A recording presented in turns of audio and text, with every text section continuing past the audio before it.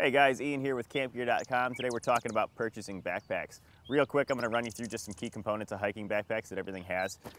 You've got all your storage on the backside, obviously, pockets, splash straps, etc., etc. The real important part is going to be on the inside. We've got shoulder straps, hip belts, and then load lifters up at top as well. You'll get a little bit more into that when we talk about fitting the backpack, but for now, just understand that when I reference those frames, that's what I'm talking about. So when you're buying a backpack, the first thing you want to talk about is use. You want to consider whether or not you're doing a one day, maybe an overnight, or a weekend, or a week long, or an extended 10, 20 day trip, whatever it is.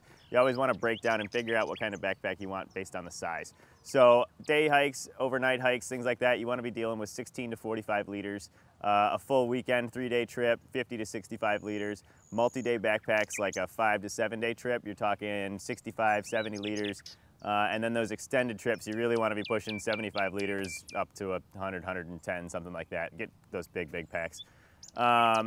When you're looking at that too, you want to consider your frames. A lot of your day and your weekend backpacks aren't going to have a frame in them. They'll have what's called a frame sheet. It's like basically like a piece of plastic that just adds some stability. Some of them will have a really lightweight frame.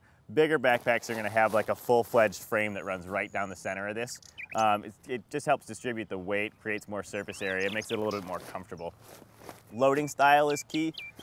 You've got front loaders and top loaders. If you are backpacking across Europe, you're generally going to want a front loader. It's easier to get in and out of when you're dealing with hostels and whatnot.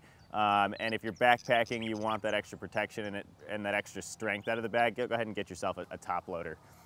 Consider the weight of the pack. If you're doing a weekend trip, get something that's a little bit lighter weight when it's empty. So backpacks are weighed, you know, like everything else is. So sometimes you'll have like a range that's 2 pounds to 8 pounds. If you're doing a 2-day trip, you don't need an 8-pound backpack. Get yourself something nice and lightweight that's comfortable to add and comfortable to carry. And also consider gender. Gender is a term I don't really like when we talk about backpacks because it's all about fit. When you're buying a backpack, you really want to make sure that everything fits you properly. But they break it down into men's and women's either way because everyone's built a little bit differently. Women have more hips, men have more straight lines, etc., etc.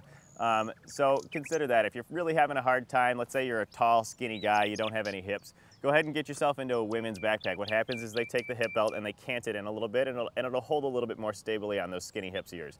Women, if you have less curves, go ahead and get yourself into a men's backpack. It might just carry a little bit more comfortably without any digging or anything like that.